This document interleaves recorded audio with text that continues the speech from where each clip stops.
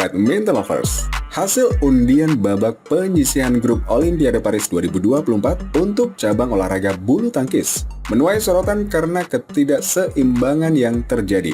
Wakil Indonesia turut terkena getahnya setelah drawing Olimpiade Paris 2024 yang dihelat di Kuala Lumpur, Malaysia pada Jumat 12 Juli 2024 dan Senin 15 Juli 2024. Dua amunisi tanah air harus melalui grup neraka pada babak penyisihan grup.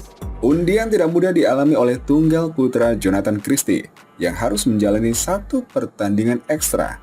Grup L yang ditempati Jonathan menjadi satu dari dua grup yang memuat 4 pemain, berbeda dengan 3 pemain segrup pada umumnya. Menariknya, atau bisa dibilang anehnya, aturan drawing justru menempatkan grup berisi 4 pemain kepada pemain yang secara peringkat berada di posisi atas, meski merugikan.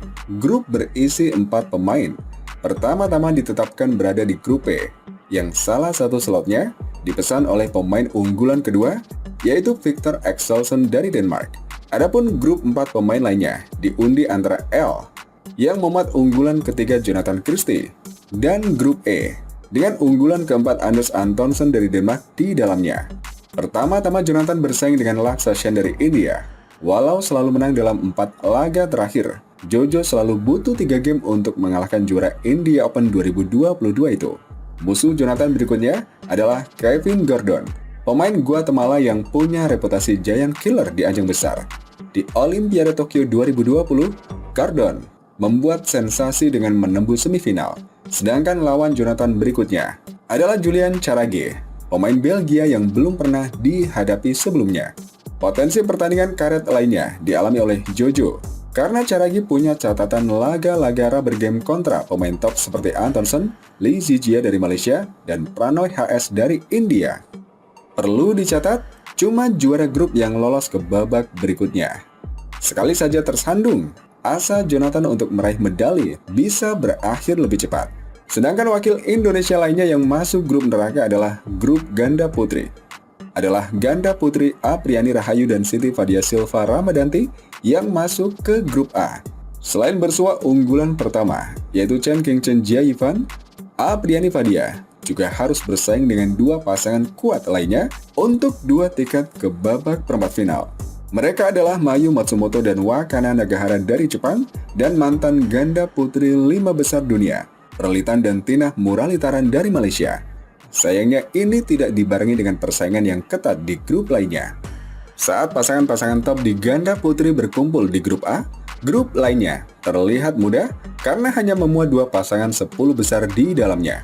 Pembagian yang jomplang juga terjadi di ganda putra yang beda sendiri karena memuat 17 pasangan. Pasangan tuan rumah Lucas Carpi dan Ronan Labar mendapat wildcard setelah banding terhadap Federasi Bulu Tangkis Dunia atau BWF karena kesalahan dalam menghitung ranking Race to Paris.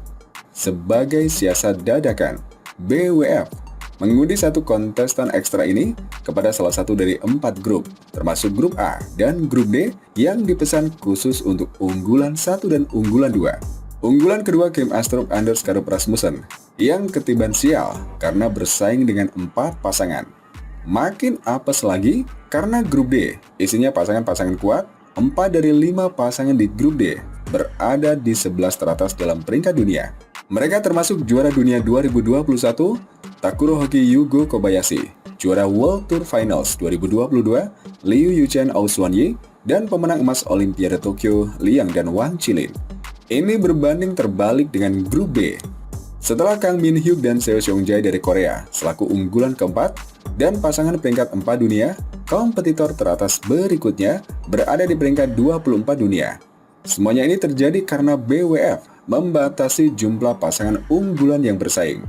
Dengan 16 kontestan, hanya 4 pasangan yang mendapat hak istimewa untuk dipisah di awal. Ini sesuai dengan regulasi kompetisi umum BWF memang.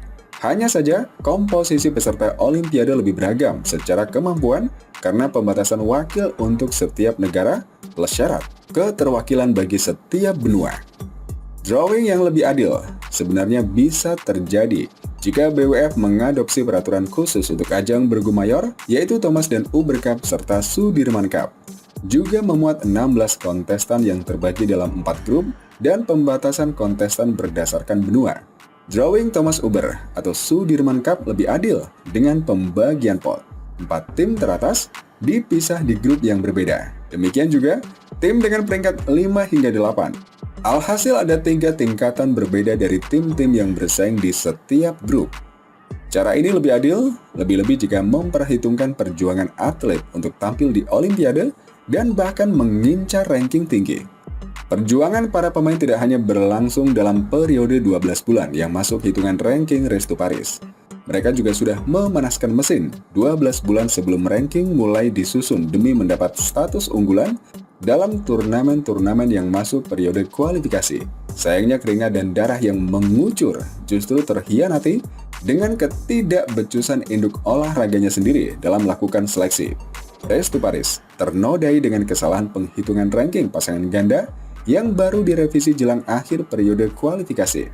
PBSI melalui Sekretaris Jenderal M. Fadil Imran mengatakan pihaknya telah mengirimkan surat kepada BWF dan meminta pertanggungjawaban.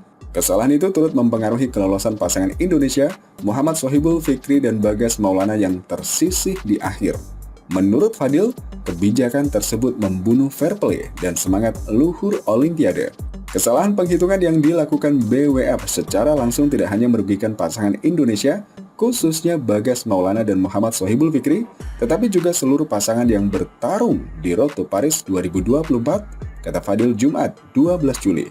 Terlepas dari huru-hara yang terjadi, pertandingan di Olimpiade Paris 2024 sudah dijadwalkan. Mau tidak mau pemain harus berjuang di jalan masing-masing dalam kompetisi yang berlangsung pada 27 Juli hingga 5 Agustus 2024 di Porte de la Chapelle Arena Paris, Prancis.